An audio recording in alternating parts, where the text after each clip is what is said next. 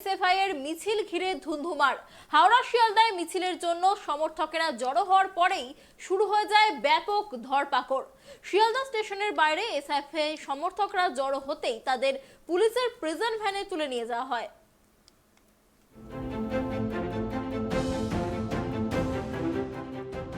SFI এর মিছিল ঘিরে ধুন্ধুমার, পুলিশ এবং এসএফআই কর্মীদের হাতাহাতি, আটক শতাধিক এসএফআই কর্মী সমর্থক। স্লোগান ওঠে, পুলিশ তোমার ডিএ বাকি, এই মিছিলে হাঁটবে নাকি?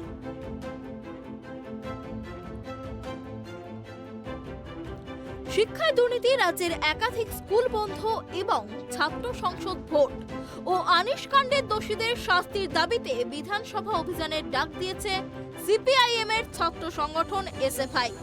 পরীক্ষা থাকায় লালবাজার মিছিলের অনুমতি দেয়নি, কিন্তু সিপিআইএম এর ছাত্র সংগঠন অবস্থানে অনড়। পরিস্থিতি নিয়ন্ত্রণে রাখতে শিয়ালদা স্টেশন চত্বরে মোতায়েন করা হয়েছিল বিশাল পুলিশ বাহিনী, যেখানে এসএফআই সমর্থকরা জড়ো হতেই কার্যত বেঁধে যায় তুলকালাম পরিস্থিতি। পুলিশের পক্ষ থেকে বারবারই মাইকে প্রচার চালানো হচ্ছিল, সামনে উচ্চ মাধ্যমিক পরীক্ষা, তাই মিছিল করা যাবে না বলেও জানানো হচ্ছিল তাদের পক্ষ থেকে। যদিও এসএফআই সমর্থকেরা ছিলেন মিছিলের দাবিতে অনড়, তাই তারা জড়ো হয়ে মিছিল শুরু করার প্রস্তুতি নিচ্ছিলেন। যে সময়ই তাদের ছত্রভঙ্গ করে দিয়ে প্রিজন ভ্যানে তুলে নিয়ে যায় পুলিশ। জানিয়ে এসএফআই সমর্থকদের পক্ষ থেকে অভিযোগ, মানুষের বক্তব্য রাখার সুযোগ কেড়ে নিতে মুখ্যমন্ত্রী কার্যত গোটা পুলিশ প্রশাসনকে রাস্তায় নামিয়ে দিয়েছেন।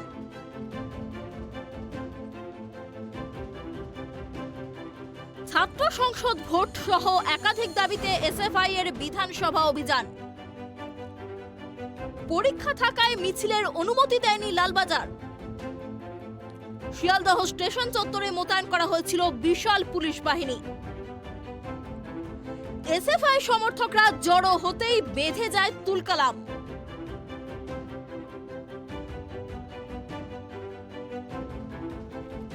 শিয়ালদহ চত্বর থেকে মিছিল শুরু হওয়ার আগেই আটকে দেয় পুলিশ। অনুমতি না থাকায় এই কর্মসূচি রুখতে তৎপর পুলিশ প্রশাসন। একেবারে শিয়ালদহ স্টেশনের সামনে পৌঁছে গিয়ে পুলিশ টহলদারি চালাচ্ছিল, সঙ্গে ছিলেন মহিলা পুলিশ কর্মীরাও। মিছিল শুরুর আগে শিয়ালদহ চত্বরে কলকাতা জেলা কমিটির সম্পাদক দেবাঞ্জন দে ও আসিফ নিশার দাঁড়িয়েছিলেন। তখনই তাদের কার্যত চ্যাংদোল্লা করে কাঁধে করে প্রিজন ভ্যানে থানার দিকে নিয়ে যাওয়া হয়। শিয়ালদহ স্টেশন চত্বর ছেড়ে যাতে এসএফআই এর মিছিল বেরোতে না পারে তা নিশ্চিত করতে চেয়েছিল পুলিশ। কোনো জমায়েত যাতে না হয় তার জন্য কলকাতা পুলিশের বিশেষ বাহিনী সেখানে মোতায়েন রাখা হয়েছিল।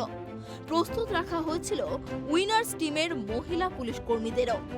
কাউকে এসএফআই কর্মী ও সমর্থক বলে সন্দেহ হলেই তাদের আটক করা হচ্ছিল। হাওড়া স্টেশন চত্বরের বাইরেও কড়া পুলিশি নিরাপত্তা ছিল। হাওড়াতেও ধুমধুমার পরিস্থিতি তৈরি হয় এসএফআই এর মিছিল ঘিরে। মিছিল শুরুর আগেই প্রিজন ভ্যানে তোলা হয় এসএফআই নেতা কর্মী ও সমর্থকদের। একটি মিছিল হাওড়া স্টেশন চত্বর অতিক্রম করে বেরিয়ে যেতেই পরের মিছিলগুলিকে আটকে দেয় পুলিশ।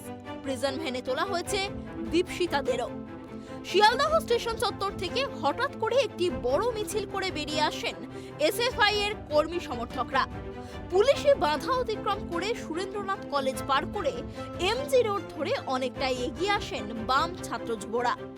বিধানসভা চত্বর পর্যন্ত পৌঁছে যান এসএফআই এর কর্মী ও সমর্থকরা।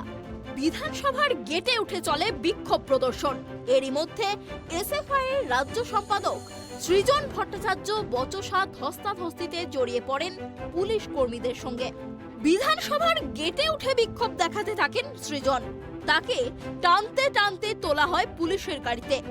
পুলিশের গাড়ি থেকে সৃজন বললেন, আমরা বলেছিলাম বিধানসভায় আসবো, এসে গিয়েছি, চ্যালেঞ্জ অ্যাকসেপ্টেড। এসএফআই এর মিছিল ঘিরে ধুন্ধুমার পরিস্থিতি শিয়ালদহ চত্বরে। হাওড়া স্টেশন চত্বরেও ধুন্ধুমার, মিছিল শুরুর আগেই আটক দীপশিতারা। পুলিশ ভয় পাচ্ছে, বার্তা এসএফআই এর। বিধানসভার গেটে উঠে বিক্ষোভ সৃজনের। টানতে টানতে সৃজনকে তোলা হয় পুলিশের গাড়িতে। Bureau report, tribe TV.